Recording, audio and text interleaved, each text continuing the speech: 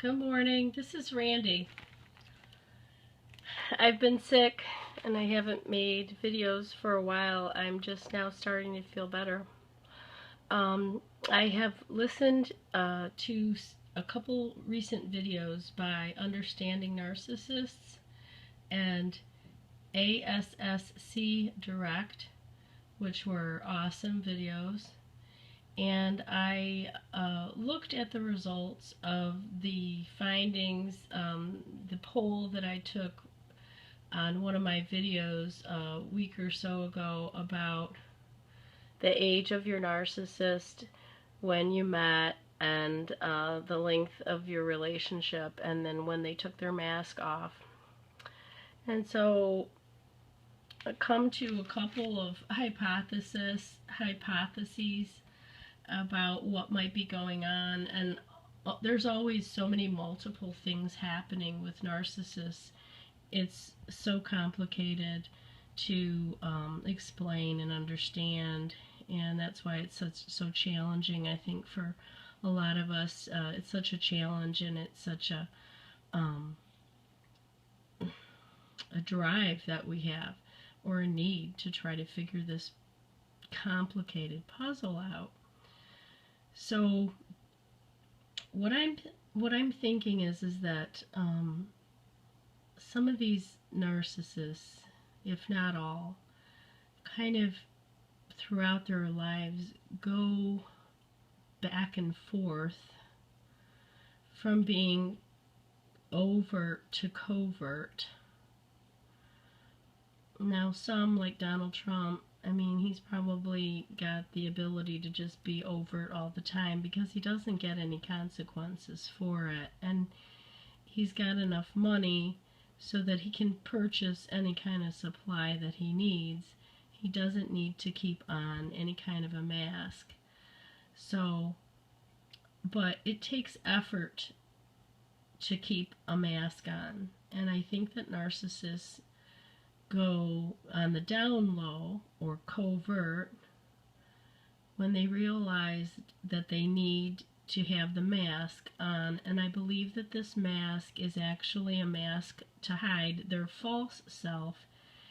So there would be 3 layers. There would be like the original self, buried deep beneath, very weak, not having really much of a voice, if any at all. Then there's the strong false self ahead of that is really running the show. And then there's the mask, and the mask can be whatever the narcissist wants it to be. It can be a mask of the true self. It can be whatever the narcissist thinks is needed at the time, and that would be the chameleon part, their ability to change with the situation. And the strength of the mask. So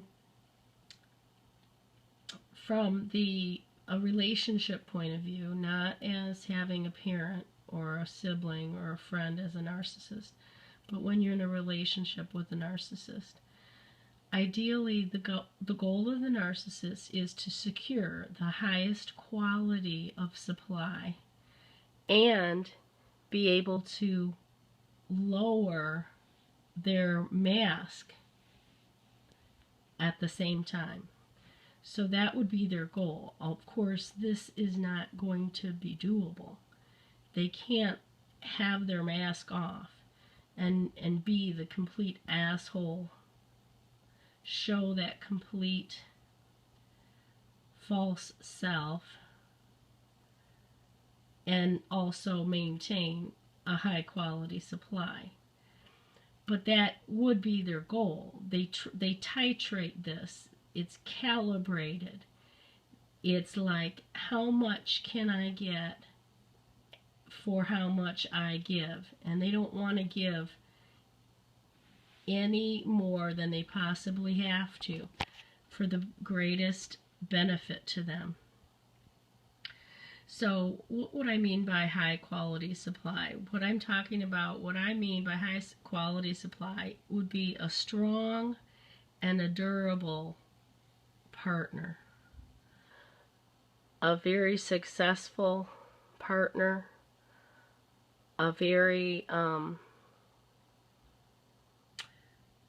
determined partner, not a codependent, okay? A strong, durable, reliable, long-lasting partner is what I would call the highest quality supply, and I think that is what they are looking for, ideally. But at the same time, what they need to give up in order to get that strong, durable, reliable supply is they have to give up the false self, and they have to either keep that mask on extremely tight, which takes a lot of effort, because that false self is constantly fighting to get out and constantly talking to them in their heads about how they shouldn't be a wussy and that they shouldn't comply and that they shouldn't concede and they shouldn't compromise and they shouldn't agree. And so they're constantly being pulled toward taking off the mask, but when they do, that's when the high quality supply gets put at risk. It's like a balancing act. They are constantly walking this tightrope and testing to see what the partner will comply with, how far they'll go. So if you look at this along a timeline of age, let's say the narcissist in their 20s, they're seriously looking for a relationship. They're trying to lock down some high-ass quality supply, except they're dumb. They are really careless, they're bold, they're loose, and they get smacked down with consequences quickly because they're too bold. They let that mask down. They never even put the mask up. They're just coming out into the world, and they are making mistakes. They're probably getting some arrests, having some close calls.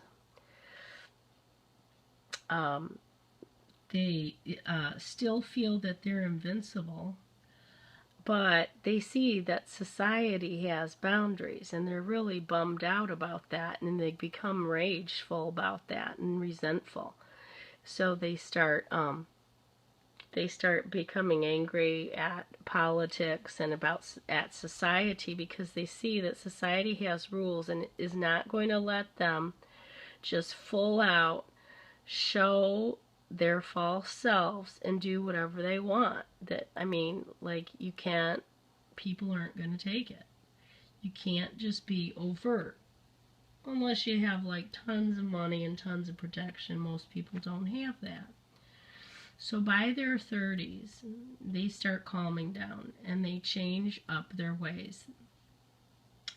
They start to get smart, and if they are smart, then they create that mask and they tighten it up. They start pretending like they know how to behave, and therefore they can get a high quality supply, and they can get it for a longer period of time. So that kind of works out for them.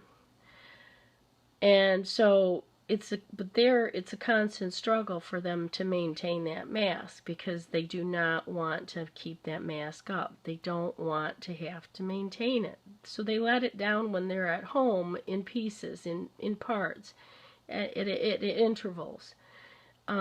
In small ways. They test the waters while they're doing it. A lot of times they don't have control. Sometimes they will go off and then they will become apologetic. They're seeing what they can get away with, and they try to maintain that supply, but it becomes exhausting for them. and they become more and more resentful. And if their life doesn't go very well because of their addictions and because their poor financial and money management, which most of them have, by the time they're in their 40s, they're really disillusioned, and they're exhausted from maintaining that mask. And even though from the outside person, they could appear to really have a great life. I mean, they definitely have a good partner. They could have a couple of kids. They might have a job, or their wife might be, or husband might be supporting them. But nobody from the outside really knows how abusive they are inside the home. So from all outward appearances, things could really appear to be going quite well.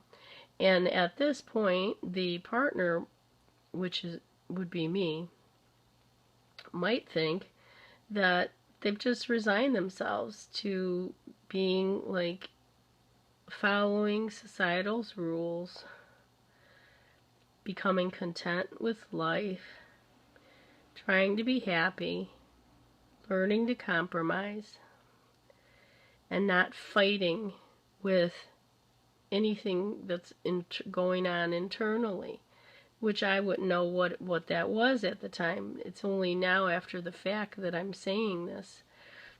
I knew he was fighting with something, but I didn't quite know what. Now I know that he was fighting with that false self,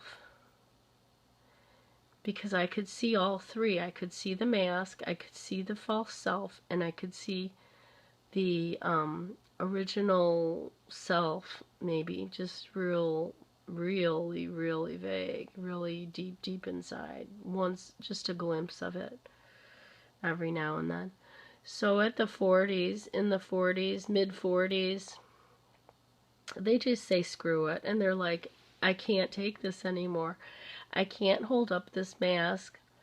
I'm letting it down. Screw it.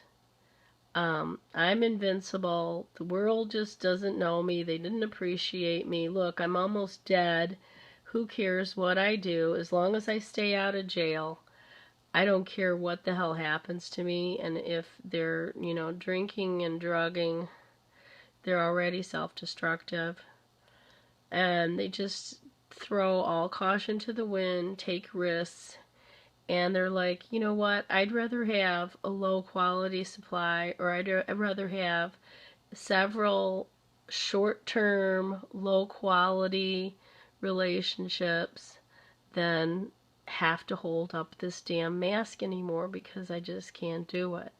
I have to be myself. And so then the ogre comes out, that mask is fully lifted, and that's that's when we see the real person behind the mask is around 45 to 50 years old.